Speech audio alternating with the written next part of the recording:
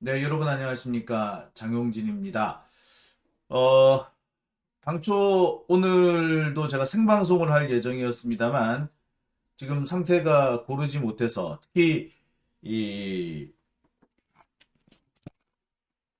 예, 지금 제가 정신이 없다 보니까 마이크도 제대로 안 차고 얘기를 하고 있군요. 예.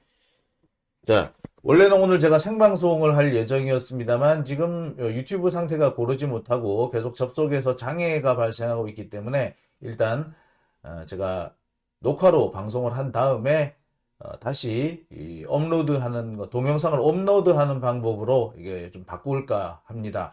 일단 오늘은 이렇게 하고요. 내일도 계속 이런 일이 계속된다면 왜 계속되는지 좀 확인을 해 보도록 하겠습니다. 좀 늦더라도 여러분들 꼭 챙겨봐 주시기 바랍니다. 네, 자 오늘 제가 준비한 얘기는요. 에, 고발 사주, 검언 유착, 그리고 한명숙 모해 위증 교사 사건 등등 그동안 여러 차례 막혔던 검찰 수사, 알고 보니 그 원인이 여권 내에 있었다라는 얘기를 좀 준비를 해봤습니다. 여권 내에 있었다. 이 말은 결국 뭐냐면 여권 내의 모 인사들이 검찰 수사를 사실상 방해했다는 얘기. 검찰의 옳지 대통령의 뜻과는 다른 시그널을 전달했다는 얘기가 되겠습니다. 그러니까 검찰이 굳이 이 사건을 열심히 수사하지 않아도 된다. 그래도 대통령은 크게 문제 삼지 않을 것이다. 여권의 일부만 이 사건에 관심이 있을 뿐 여권 대부분은 여기에 관심이 없다. 라는 식의 시그널을 전달했다는 겁니다.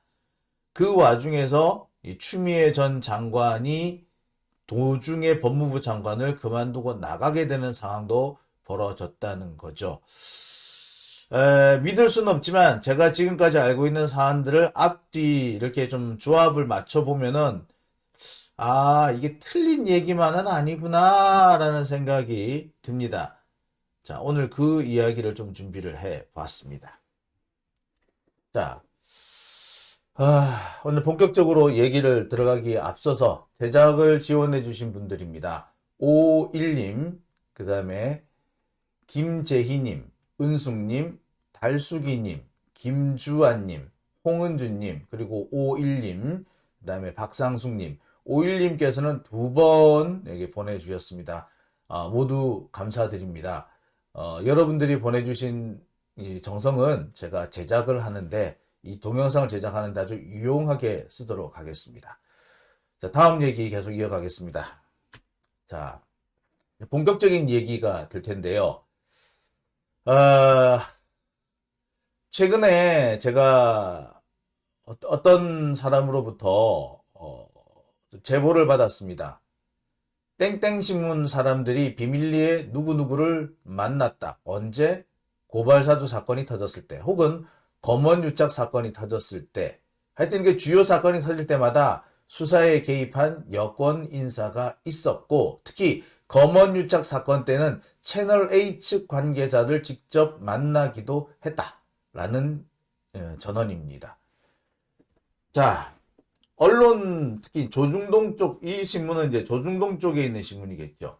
그쪽 사람들이 비밀리에 계속해서 여권 실세 누구누구를 만나가지고 필요할 때마다 자신들의 입장을 전달한 것으로 보이고, 결과적으로 이 조중동에게 유리한 변론이 났다라는 뭐 그런 이야기가 되겠습니다.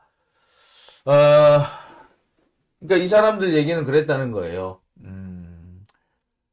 어, 검찰한테 이 사건은 그렇게 관심이 있는 사건은 아니고 또 정치적인 사건이다 보니까 결말은 이미 어떻게 보면은 나와 있는 건데 기소하기 어려운 건데, 정치적 사건으로서 시끄럽기만 할 거 아니냐, 여기 검찰이 괜히 끼어들어봤자 좋을 게 뭐가 있겠느냐 라는 취지의 말을 전달했다는 겁니다.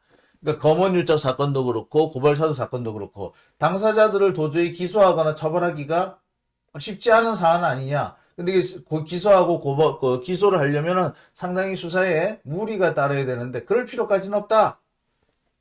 이런 얘기를 누가 했다고? 여권 관계자가 검찰에 전달했다라는 겁니다. 근데 그 과정에 그 전에 조중동 쪽 사람을 만났다라는 것이고, 특히 검언 유착 사건 때는 채널A 측 관계자가 이 여권 실세를 만났었다라는 겁니다. 그러니까 이 여권 실세가 결국에는 지금까지 검찰 수사를 모두 좌우했으며 사실상 검찰 수사가 왜 이렇게 안 되지? 왜 이렇게 안 되지? 했던 그 이유, 우리가 그렇게 의문을 가졌던 그 이유가 사실은 이 사람한테 있었다는 얘기가 되는 거죠. 충격이죠. 상당히 믿기가 어렵습니다. 하지만 여러 가지 정황을 앞뒤를 맞춰볼 때 틀린 얘기만 아니라는 생각이 들어요. 추미애 장관이 어떻게 해서 법무부 장관의 직에서 물러났는지 제가 그 과정을 좀 들었습니다. 청와대에 들어가서 국무회의를 하기 전에 혹은 또 국무회의를 하고 난 다음에 뭐 청와대 주요 관계자가 면담을 요청을 하더랍니다. 그래서 차를 마시러 한 잔 마시러 갔더니 계속해서 추미애 장관한테 잘못한다라는 식으로 그런 식으로 하지 말라, 검찰 너무 쪼우지 말라는 식으로 이렇게 닥달하더라는 거예요. 그래서 추미애 장관이 아니 자꾸 그런 식으로 제 할 일을 막으신다면 저는 그만두는 수밖에 없습니다 라고 했더니 그 사람이 그러더래요. 그만둔다고요? 그 말 진심이시죠? 그 말 진심이시죠? 라고 했던 거예요. 아, 추미애 장관, 아니 당연한 거 아니냐고 이렇게 바로 화를 냈대요. 그 순간 갑자기 전화기를 집어들더니 대통령한테 전화해서 추 장관이 그만두신답니다.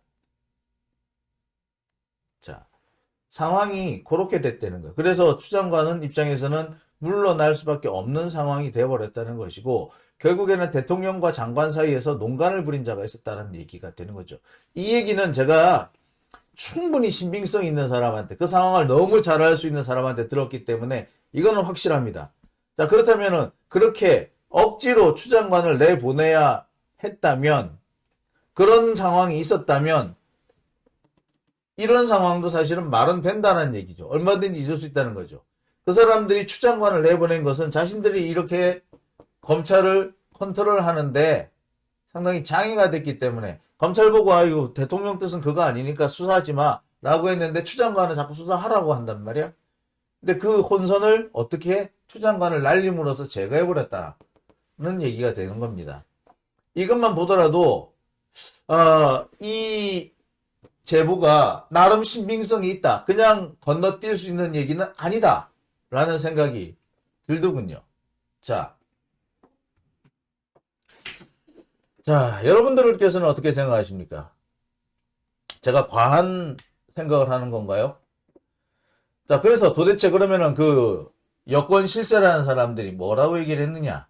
예, 아까 잠시 제가 말씀드리기도 했습니다만, 이 사건은 정치적인 사건이니까 검찰이 굳이 끼어들 필요는 없지 않겠느냐라는 식의 얘기를 했다는 거예요. 수사를 해봤자 뭐 결론이 나올 것 같지도 않고, 그렇다면 굳이 검찰이 나설 이유는 없지 않겠느냐.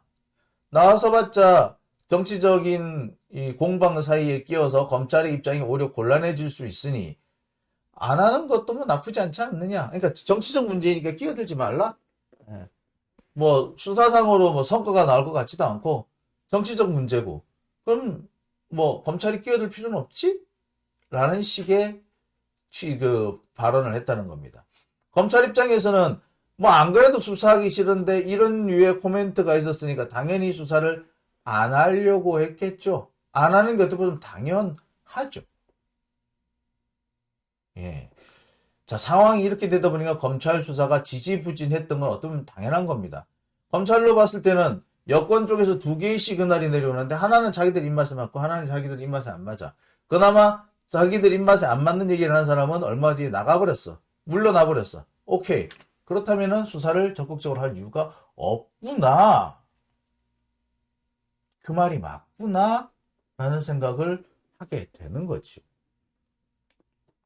그래서 검찰 수사가 지지부진할 수밖에 없었고 하는 듯 마는 듯 결론이 안 났다는 겁니다. 특히 도이치모터스 사건 같은 경우는 이미 작년 5월에 소환 준비까지 맞춰놓고 있는 상태에서 질질 끌었다고 하는데 그 상황을 보면 이런 발언이 있었기 때문에 가능한 게 아니었을까라는 생각이 듭니다. 특히 검언 유착 사건에서 한동훈 핸드폰이 왜 포렌식 도중에 중단이 되었느냐. 그 부분도 역시 이런 여권 내 분위기가 있었고 그런 분위기가 검찰에 전달이 됐었다면은 당연히 안 될 수밖에 없었던 거죠. 중간에 한동훈 핸드폰의 이 포렌식이 중단될 수밖에 없지 않았느냐라는 생각이 들어요. 물론 이것이 검찰의 발뺌이다. 자신들의 책임 회피를 하기 위해서 검찰이 거짓말하는 게 아니냐라고 볼 여지는 충분히 있습니다. 저도 그 점을 고민을 안 한 건 아닌데요. 지금까지 있었던 뭐 검언유착 사건이라든지 뭐 고발 사주 사건의 이 과정을 보면은 이 사람들이 무언가 여권 고위 관계자로부터 뭔가 시그널을 받았구나라는, 잘못된 시그널이지만 시그널을 받았구나라는 그런 정황이 사실 많이 읽혔습니다. 특히 검언유착 사건에서 그런 정황이 많이 보였는데요. 아까 말씀드렸듯이 이 채널A 관계자가 역시 자기 동아일보 출신의 그 여권 실세들을 만나가지고 자신들의 입장을 항변하면서 호소하면서 극단적인 어떤 그 회사가 이제 뭐 문을 닫는다든지 하는 이런 극단적인 조치는 말아달라고 읍소했다라는 얘기가 있어요. 어쨌거나 근데 이 검언유착 사건이 제대로만 진상이 밝혀지면은 그 폐쇄는 기정사실 아닙니까? 그러다 보니까 이 검언유착 사건이 사실은 애매모호하게 끝났다는 겁니다. 당시 이렇게 애매모호하게 끝날 수밖에 없도록 만든 명분은 뭐였느냐? 아니, 한동훈이 뭐라고 했다 한들 그것을 이동재가 굳이 지시로 받아들였을 수가 있느냐? 한동훈은 한동훈대로 그냥 하고 싶은 말 한 거고, 이동재는 이동재대로 지 원하는 대로 해석을 해가지고 한 건데 그걸 어떻게 처벌을 할 수 있겠느냐? 결국 처벌 못하지 않느냐?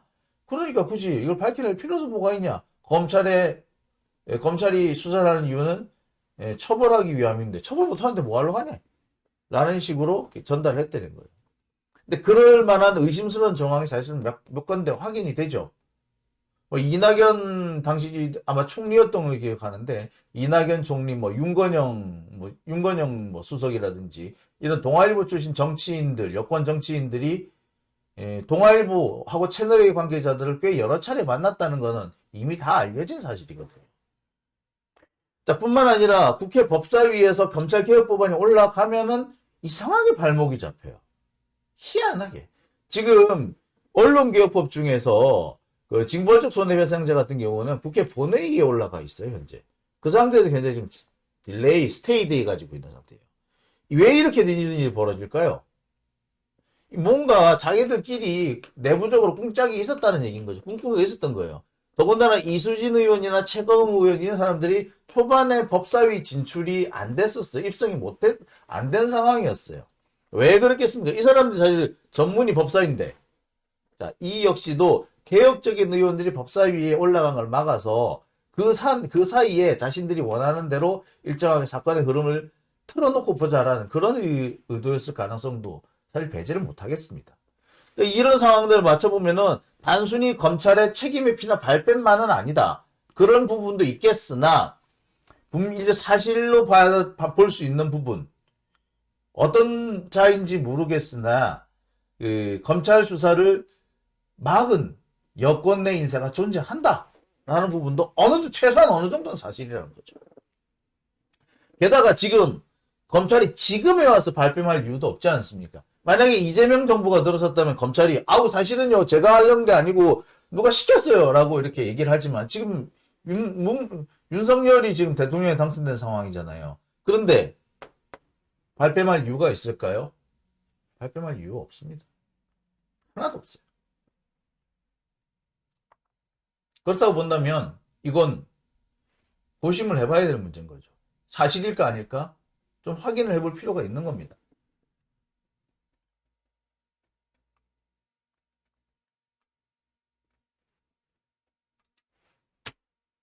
자, 저는 그렇게 생각합니다. 이 사건, 이 내부적인 문제, 이보다 더 자세한 내용들을 제가 확보를 하고는 있습니다. 오히려 사실 이보다 더 신뢰할 만한 정보도 있는데 일단 그 얘기는 현재 확인 취재가 좀 끝나봐야지 여러분들한테 말씀을 드릴 수 있을 것 같고요. 일단 오늘 이 정도. 예, 분명히 여권 실세에 의해서 검찰 수사가 중단된 부분이 있다. 그 중에는 검언유착 사건이나 고발사주 사건이나 또 윤석열의 그 판사 블랙리스트 사건 등등이 포함될 수 있다. 또 한명숙 총리 모해 위증 교사 사건이라든지 이런 사건들 같은 경우에는 사실은 검찰도 하기 싫었지만 여권에 누군가가 장난질을 쳤다라는 것이 지금 오늘 제가 여러분들한테 전해드릴 내용입니다. 아직까지는 이것이 정황일 뿐입니다만 제가 지금 취재하고 있다고 하는 부분, 제가 추가로 얻었다고 하는 이 제보까지 확인이 된다면 이거는 단순히 지금까지 나온 이야기이다 라고 넘어가는 것이 아니라 추론이 그렇다가 아니라 사실이 그러하다, 사실로 볼 개연성이 매우 크다 라고 제가 설명을 드릴 수 있을 것 같습니다. 하여튼 그거는 뭐 좀 시간이 지나면 금방 알려질 거니까요. 여러분 조금만 그 부분은 기다려 주시기 바랍니다. 자, 다음 얘기 넘어갈게요. 자, 다음 얘기는 오늘 저 광고 얘기입니다. 광고는요, 육포예요, 육포. 네이처 오더의 64 육포. 네이처 오더의 64 육포입니다. 이 육포는요, 이게 돼지 육포인데요. 제가 먹어보니까 이게 어떤 게 있냐면, 여러분 저기 혹시 마카오나 홍콩에 가셔가지고, 마카오에 가면 이게 그 육포 거리가 유명하잖아요. 마카오 육포 거리. 제가 딱 거기서 맛본 그 맛이더라고요. 마카오 육포 거리에서 본 딱 그 맛. 그러니까 참나무 훈제를 해가지고 참나무 향도 나고, 또 불에 직접 구워가지고 속까지 좀 어느 정도 익은 그런 육포입니다. 그러면서 이렇게 말랑말랑해요. 그러니까 요즘 국내산 다른 육포들은 이렇게 보면 되게 딱딱하잖아요. 딱딱하지를 않아요. 좀 상당히 좀 맛깔스럽다고 해야 되나요? 육포지만 먹으면 먹을수록 이게 육질이 고급스럽다 이런 얘기를 제가 말씀드릴 수 있을 것 같아요. 요게 이제 일단 무항생제로 키운 돼지의 뒷다리살을 가지고 만들었다고 하거든요. 그러니까 믿고 드실 수 있는 그런 제품이다 라고 보시면 돼요. 네. 자, 다시 설명드립니다만 제가 이런 육포를 어디서 맛봤느냐 하면 마카오에 가면 그 육포거리 그 생포울 성당 그 밑으로 쭉 내려가면 이게 그쪽 육포거리가 있는데 육포거리에서 맛보면 좀 비슷합니다. 네. 1차로 참나무 숯불에 훈연을 한 다음에 2차로 직화구이 됐다고 그러고요. 얼리지 않은 국내산 무항생제 돼지의 뒷다리살 됐고, 양념이 죽이네요. 안데스산 피크 소금, 유기농 설탕, 그 다음에 멸치 액젓을 써서 맛을 냈다고 합니다. 멸치 액젓을 썼구나 하니까 맛있을게. 이게 맛이 두 가지인데요. 이게 순한 맛이 하나 있고 이게 좀 매콤한 맛이 있어요. 매콤한 맛은 딱 술안주더라 이거. 이거 그냥 먹어도 되는데 구워 먹으면 더 맛있다네요. 또 이렇게 담궜다면 이제 바베큐 향기가 난다 그래요. 이게 요거 한 팩이 5,800원인데요. 요걸 8백으로 사시면은 41,000원에 41,700원에 판매가 됩니다. 이거를 한꺼번에 사시면 8팩을 한꺼번에 사시면 41,700원. 아유, 되게 맛있네 이거.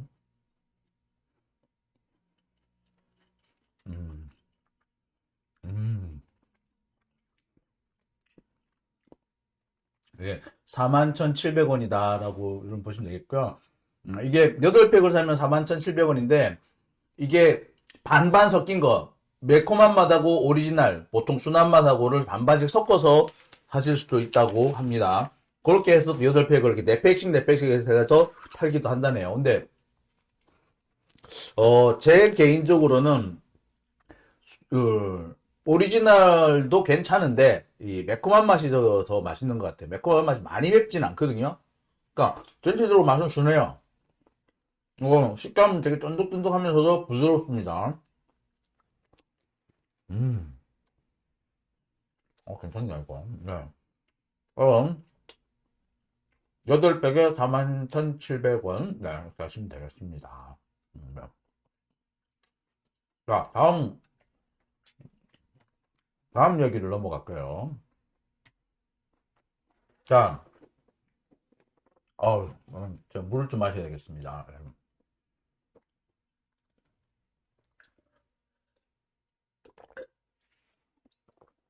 자, 민주당 원내대표 경선이 이제 임박했죠. 도대체 이번엔 누가 될 것이냐? 박홍근이냐? 누구냐, 저. 이름 생각 안 나죠? 뭐야, 저 사람. 하여튼 뭐,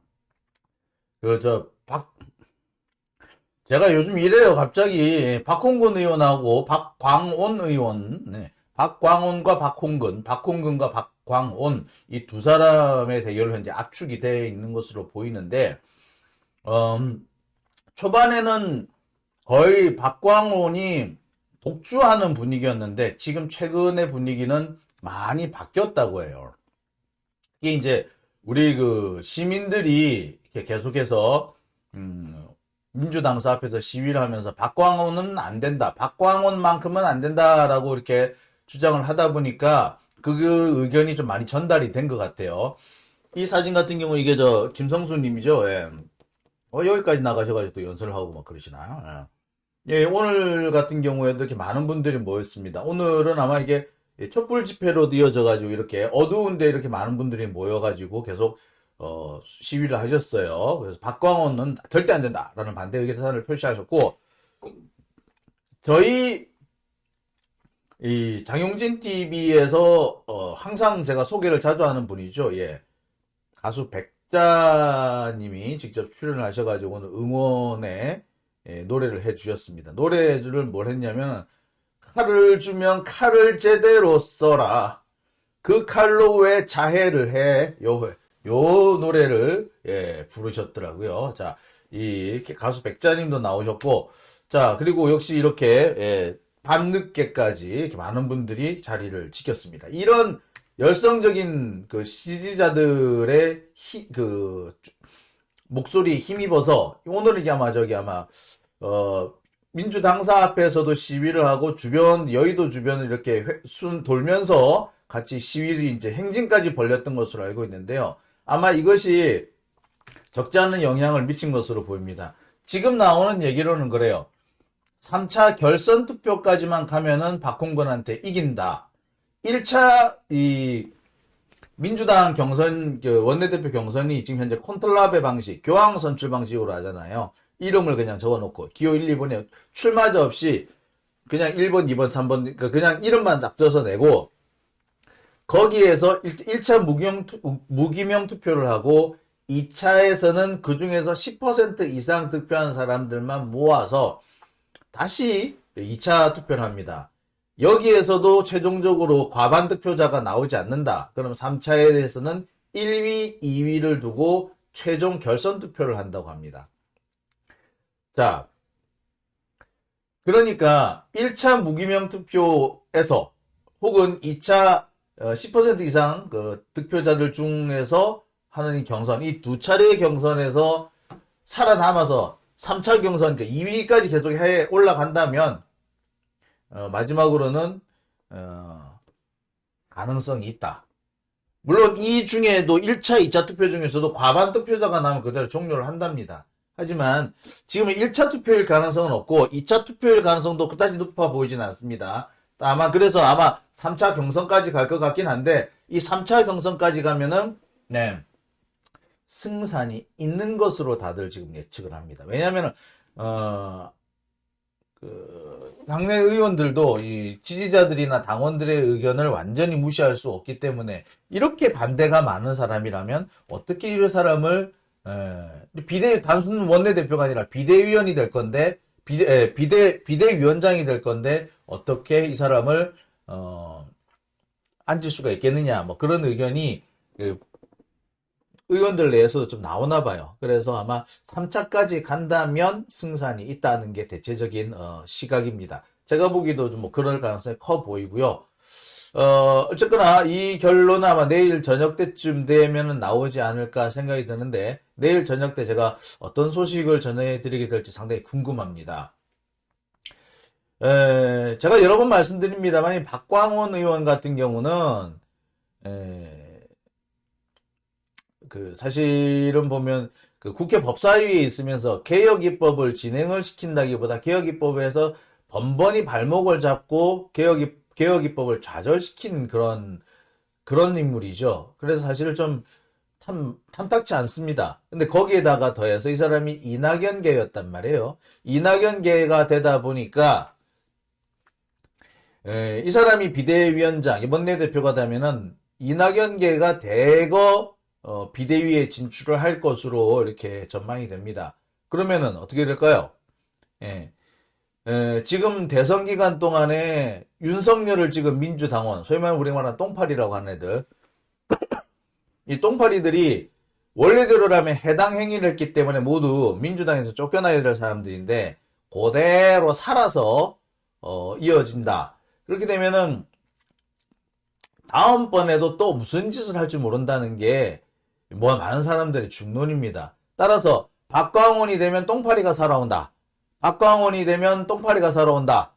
이것 때문에 아마 3차 결선 투표까지만 간다고 하면 아마 박홍근 의원에게 유리한 형태가 되지 않을까 이렇게 예측을 해봅니다. 특히 민주당 내에서 이미 이번 경선은 박홍근 대 박광원의 경선으로 좁혀졌고 결국에는 이게 이재명 대 이낙연의 연장전이다.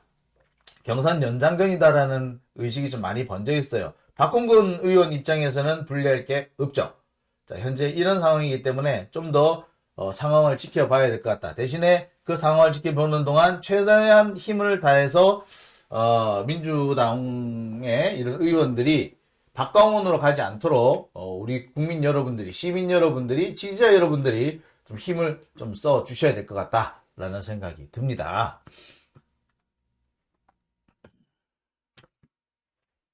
자, 오늘 제가 오밤중에 뉴스 전해드렸습니다. 오늘은 좀 짧게 끝내야 될 것 같습니다. 아시다시피 제가 오늘 뭐 생방송으로 진행을 하려고 했습니다만 생방송 사정이 여의치 않네요. 아마 지금 유튜브 쪽에 무슨 문제가 있는 것 같은데 그러다 보니까 계속 생방을 하려고 하는데 에러가 발생을 했습니다. 그 점 때문에 오늘 이거 녹화로 진행했다는 점 양해해 주시기 바랍니다. 녹화가 끝나는 즉시 이 영상은 제가 업로드 하도록 하겠습니다. 자, 오늘 오밤중의 뉴스 2022년 3월 23일 순서 함께 해주셔서 여러분 정말 감사합니다. 저는 내일 여러분 찾아뵙겠습니다. 에라 나면 에라 나는 대로 찾아뵙겠습니다. 여러분 감사합니다.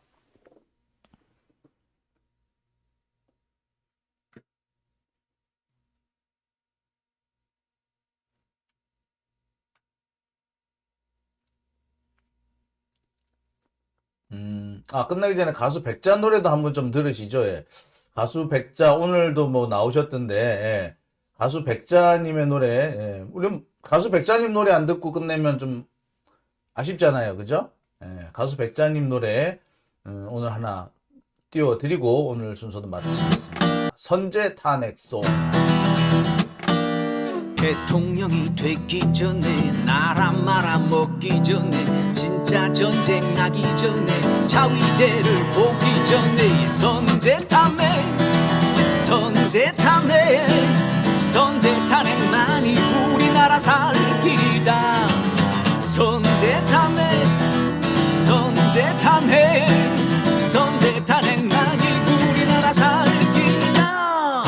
용산 이전하기 전에 혈세 낭비하기 전에 안보 공백 있기 전에 나라 거덜나기 전에 선제 탄핵